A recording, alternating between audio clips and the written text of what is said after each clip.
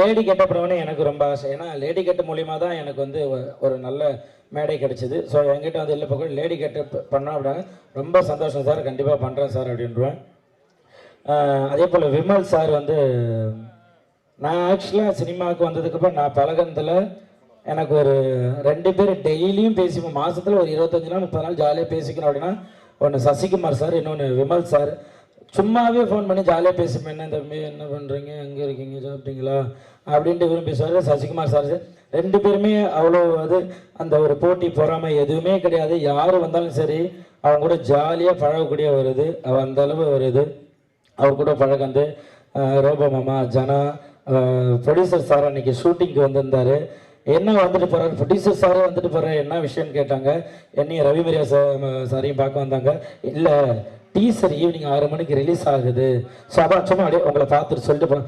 அப்படி ஒரு ப்ரொடியூசரை நான் பார்த்ததே கிடையாது. அங்கே வந்து ஒரு இடத்துக்கு வந்து முருகன் அண்ணனை கூப்பிட்டு வந்து